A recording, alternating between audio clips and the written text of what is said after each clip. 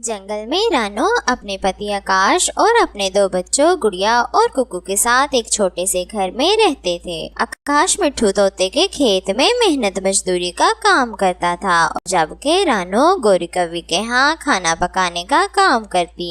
दोनों पति पत्नी ऐसे सारा दिन मेहनत और मशक्कत करके अपना और अपने बच्चों का पेट भरते। इस बार जंगल में पहले से ज्यादा गर्मी थी, जिस कारण जंगल के सारे पक्षी बहुत परेशान थे। इस साल गर्मी ने तो हद कर दी है। इतनी तेज धूप में तो काम करना भी मुश्किल हो गया है।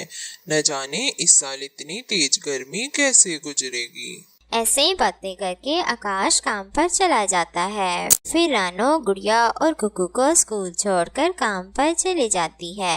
रानो गोरी के घर में काम करती थी। गोरी अपने पति कालू कौवे और बेटे जग्गू के साथ रहती थी। रानो जल्दी से सारे घर के काम निपटा लो, पता है ना आज मेरे जग्गू की सालगिरह है, इसलिए सारे के सारे काम 4 बजे से पहले ही हो जाने चाहिए। और हाँ, फिर तुमने मेरे साथ घर सजाने में भी मेरी मदद करनी है। ठीक है मालकिन, मैं पहले सारे घर के काम निपटा लेती हूँ, फिर आपके साथ घर सजाने में भी मदद करती हूँ। ऐसे रानो घर के सारे काम करने के बाद गोरी कौवी की घर को सजाने में मदद करती है। फिर वो दोनों घर को बहुत ही खूबसूरत सजा देते हैं। अच्छा मालकिन, अब मैं चलती हूँ, मैंने घर के सारे काम निपटा लिए हैं। अच्छा ठीक है, तुम शाम को 7 बजे अपने बच्चों के साथ जग्गू की बर्थडे पार्टी में आ जाना। आज कुकू और गुड़िया भी अच्छा खाना खा लेंगे। ठीक है मालकिन, मैं 7 बजे तक बच्चों के साथ आ जाऊंगी। ऐसा कहकर रानो घर चले जाती है और कुकू और गुड़िया को तैयार करके शाम को 7 बजे पार्टी में आ जाती है। कुकू इतना बड़ा घर देखकर कहता है,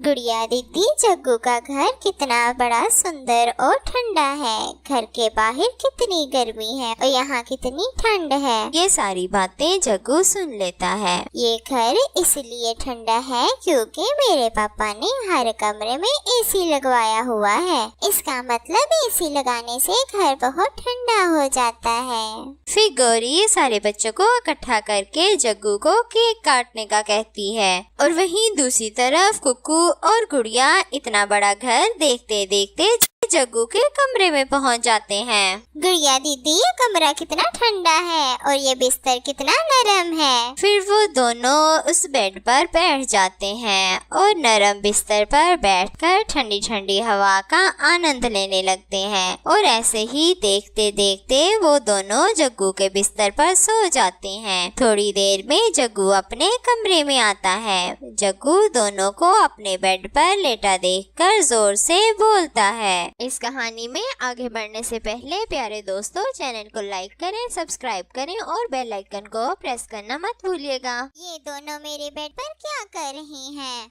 जग्गू की आवाज सुनकर गोरी कौवी कमरे में आती है।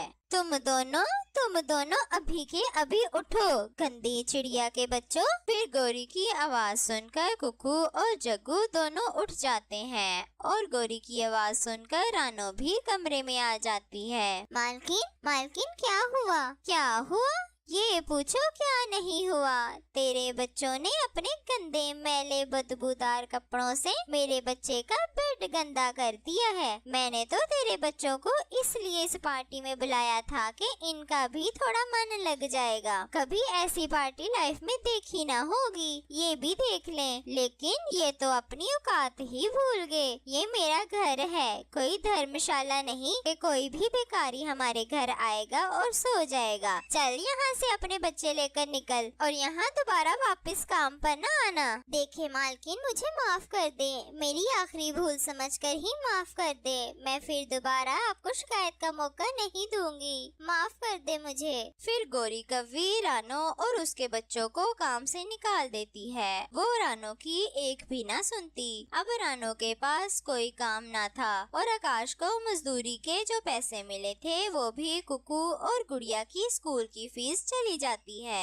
आज तो घर एक सूखा दाना भी नहीं है, खाने को अब क्या करूं? मैं और आकाश जी तो जैसे तैसे गुजारा कर ही लेंगे, लेकिन कुकू और गुड़िया को क्या खिलाऊं? ये सोचकर रानो गोरी कवि के घर दोबारा जाती है। मालकिन, मुझे काम पर वापस रख लें, मुझे कहीं काम नहीं मिला, मेरे बच्चे भूखे हैं। तेरी यहाँ आने की हिम्मत भी कैसे हुई? अब यहाँ कभी भी वापस मत आना।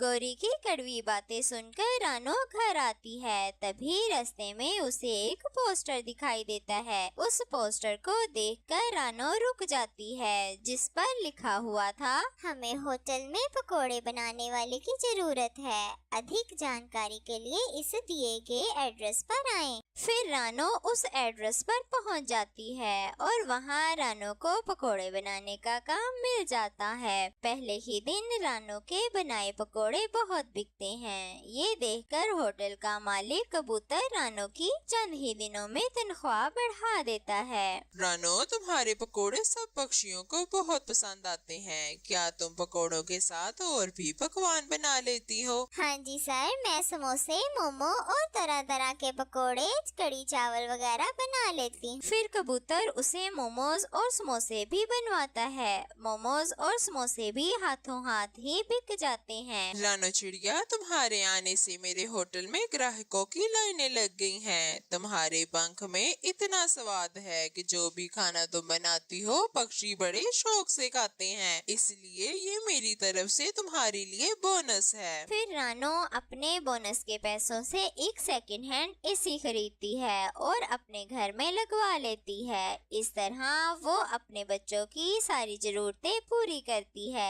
और फिर सब खुशी खुशी रहने लगते हैं।